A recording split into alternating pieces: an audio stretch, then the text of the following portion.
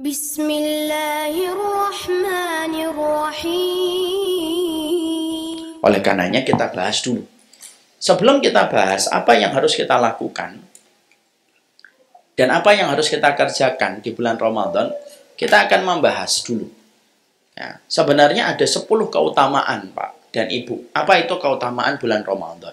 Tapi saya tidak akan membahas semuanya. Kalau kita membahas semuanya, ya mungkin sampai asar kita belum selesai, baru membahas keutamaan. Padahal yang paling penting bukan banyaknya, tapi yang kita paling bahas itu adalah apa yang bisa menjadikan kita termotivasi dengan Ramadan itu kalau memang Allah memberikan kesempatan kita untuk sampai di bulan Ramadan. Saya akan menyampaikan 3 keutamaan. Semoga 3 keutamaan ini sudah menjadi motor penggerak, Pak. Dan semoga 3 keutamaan ini sudah bisa menjadi busi, menggerakkan seluruh organ tubuh kita untuk menyambut dan merespon Ramadan. Dan sekali lagi ya, kalau hati kita bukan kolektor surga, dalam tanda petik, kita tidak akan pernah memberikan respek pada Ramadan yang datang kepada kita. Semoga hati kita itu masih memiliki fitrah. Hati kita itu hati yang rindu kepada surga. Sebagaimana keledai. Keledai itu selalu mengerti jalan pulang ke kandangnya. Kemanapun dia dibawa, kemanapun dia pasti mengerti jalan pulang. Makanya Imam Ibnu Qayyim dalam kitab Madarijus Salikin berkata, janganlah keberadaan orang mukmin itu lebih bodoh daripada keledai. Karena keledai itu ngerti jalan pulang. Kayak kucing, Pak. Kucing itu dibuang di pasar. Sebelum kita sampai ke rumah lagi, kucingnya sudah sampai ke rumah. Itu adalah kucing yang mengerti jalan pulang. Dan sesungguhnya jalan pulang, ini keledai ini, ngerti jalan pulang. Artinya jalan pulang itu adalah ke surga kita. Makanya inilah yang menjadikan kita memahami surga. Ramadan itu merupakan jalan kita untuk menuju kepada jalan pulang. Masya Allah. Sekarang kita akan bahas sederhananya 3. Udah jam 11 lebih 10 nih Mas. Padahal tadi baru mukadimah ini. Tidak apa-apa, kita bahas dulu 3 ini. Masih pada siap bertahan? Masih insya Allah. Kalau enggak ya kebangetan, saya dari Bekasi aja bertahan. Kita bahas, ada 3. Yang pertama, apa keutamaan Ramadan yang Allah berikan kepada kita? Allah itu memberikan keutamaan Ramadan, tidak akan kita bisa kuliti keutamaan Ramadan sampai kita mempelajari tentang sebuah riwayat yang sahih dari seorang sahabat yang bernama Thalhah radhiyallahu anhu. Mari kita bedah. Ada sebuah riwayat bahwasanya Thalhah itu menceritakan tentang apa yang beliau sering lihat. Thalhah itu memperhatikan gerak-gerik sebagian penduduk kota Madinah. Tidak terkecuali ketika Nabi sudah berada di kota Madinah, ada 2 orang sahabat yang datang dari Yaman. Ada 2 orang sahabat yang datang dari Yaman, dan mereka itu bukan saudara kembar. Laisa tau'aman, mereka bukan saudara kembar, tapi mereka selalu bersama-sama setiap waktu dan setiap saat. Sehingga akhirnya 2 orang yang bersaudara ini yang datang dari kota Yaman, masuk Islam, dan akhirnya menetap di kota Madinah. Karena memang kota Madinah itu disebut dengan mahjar. Tempat hijrahnya para sahabat yang datang untuk belajar kepada Nabi dan berkontribusi dalam amal jama'i bersama dengan Rasulullah. Dikoordinir dalam sebuah pusat besar. Disebut dengan mabes kalau bahasa kita hari ini. Markas besarnya dakwah yang ada di Masjid Nabawi. Datanglah 2 orang dari Yaman ini. 2 orang Yaman ini, dalam beberapa riwayat saya baca bersama tim literasi kami, dia tidak menikah. Ya, 2 orang ini tidak menikah. Lalu 2 orang bersahabat ini kemana-mana bareng, sholat bareng, kemana-mana bareng.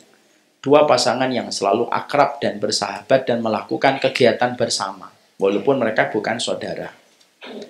Maka ketika terjadi sebuah peperangan, 2 orang bersahabat ini mengikuti peperangan.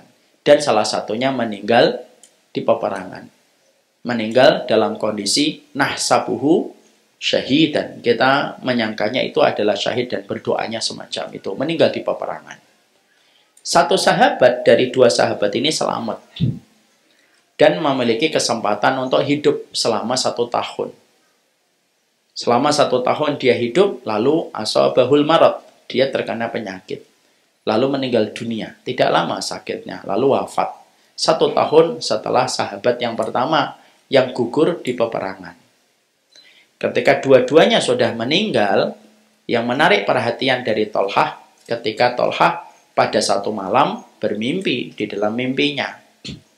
Di dalam mimpinya, maka beliau menjumpai 2 orang itu ada hadir pada mimpinya.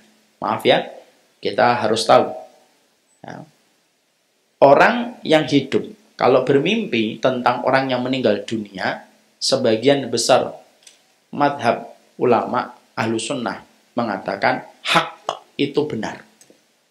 Berdasarkan kepada kesimpulan dan istimbat pada surat Az-Zumar ayat 42. Nanti dibaca tafsirnya. Nanti ibu-ibu, bapak-bapak buka tafsirnya yang di rumah yang masih terbungkus plastik. Plastiknya buka, dibaca. Di situ ada. Bagaimana ketika seorang yang hidup bermimpi dengan orang yang meninggal, berarti itu benar adanya. Hak itu. Yang tidak benar itu bermimpi tentang orang meninggal dunia dalam kondisi sadar. Nah, itu tidak ada. Sebagaimana bertemu Rasulullah dalam kondisi sadar. Rasulullah ngikutin saya. Nah, dah jelas. Ngibul, itu bohong. Siapa kamu sampai Rasulullah ngikutin kamu? Kita yang ngikutin Rasul, bukan Rasulullah. Saya naik mobil, Rasulullah naik. Nah, itu gimana ini? Tidak bisa itu. Kayak gitu tidak boleh itu. Kita tetap mencintai siapapun kalau dia seorang muslim. Tapi kebohongannya harus diingkari. Karena tidak ada satupun di antara ulama kita yang mengatakan semacam itu. Tadi ngomong apa sih kok ke situ ya? Oh iya, itu mimpi. Kembali ke mimpi. Maka Tolhah menjumpai di dalam mimpinya 2 orang yang datang dari Yaman ini. Ketika datang dari Yaman ini, maka akhirnya di dalam mimpinya mereka berdiri di sebuah tempat yang sangat indah. Wa yahsabuhu bil jannah. Tolhah itu menyangka, aku tidak bisa mendeskripsikan tempat itu saking indahnya kecuali satu. Kesimpulan aku, itu surga. Saking begitu indahnya tempat itu. Yang menarik, pada tempat itu selalu ada suara panggilan nama seseorang untuk masuk ke tempat yang sangat indah itu. Aku termasuk yang ada di depan tempat itu. Dan tidak jauh dari aku berdiri ada 2 orang yang datang dari Yaman yang aku selalu perhatikan gerak-gerik mereka ketika mereka masih hidup di Madinah. Ternyata ketika aku sedang berdiri di depan tempat itu ada suara panggilan. Ternyata ada panggilan untuk memasuki tempat yang aku kira surga. Dan pertama kali yang dipanggil untuk memasuki surga bukan dia yang meninggal mati syahid di peperangan. Tapi yang dipanggil pertama kali adalah dia yang meninggalnya 1 tahun setelah sahabatnya yang pertama meninggal dunia di peperangan. Masuklah orang itu pertama kali ke surga. Pertama kali dia masuk ke dalam surga. Lama, fatrah tawilah. Lalu terbentang waktu yang cukup panjang. Lalu baru ada panggilan yang kedua. Panggilan yang kedua siapa yang dipanggil? Yaitu sahabatnya yang meninggal di peperangan. Ketika Tolhah melihat itu, saking beliau yastagrib itu merasa heran dengan mimpi yang beliau jumpai, beliau terbangun dari mimpinya dan beliau tidak habis pikir. 2 orang sahabat, yang satu gugur di jalan Allah, yang satu gugur bukan di jalan Allah. Tapi yang dipanggil oleh Allah pertama kali adalah yang tidak gugur di jalan Allah, yang meninggalnya 1 tahun setelah sahabat yang pertama. Alal mafrud, al-muftarad kalau dalam bahasanya. Al-muftarad seharusnya yang masuk surga, yang masuk surga pertama kali siapa? Yang mati syahid. Karena apa? Berjihad itu merupakan darwatu sanamil Islam. Puncak keagungan amal Islam itu terletak pada jihad. Tapi kenapa yang meninggal yang pertama kali masuk surga itu yang kedua? Lalu Tolhah bertanya kepada setiap orang yang beliau temui, kenapa yang masuk pertama kali ke surga itu ini? Tidak ada satupun yang bisa memberikan jawaban yang menyenangkan. la yuqni'uhu. Tidak ada satupun yang bisa memuaskan jawaban untuk Talha. Sampai terdengar di telinga Rasulullah. Ketika terdengar di telinga Rasulullah, Nabi memanggil Talha dan bertanya kepada sahabat Talha, "Wahai Talha, apa yang kamu perhatikan dari mimpimu, wahai Talha? Ceritakan kembali." "Ya Rasulullah, engkau pasti mengenal dua orang bersahabat yang datang dari Yaman. Aslama, dua-duanya masuk Islam. Lalu yang satu meninggal di peperangan." "Bala." "Yang satu meninggal 1 tahun setelahnya." "Bala, ya Talha." "Betul ya Talha." "Kenapa ketika aku menjumpai mereka di dalam mimpi, yang satunya masuk surga lebih dulu, yang tidak meninggal di peperangan, setelah sekian lama dan derajatnya jauh tinggi di dalam tempat itu, baru yang dipanggil itu yang kedua. Dan yang kedua dipanggilnya terakhir. Dan itu pun derajatnya tidak setinggi sahabat yang pertama." Perhatikan jawaban Nabi. Jawaban Nabi itu memberikan isyarat banyak sekali ilmunya. Lalu Nabi berkata, "Bukankah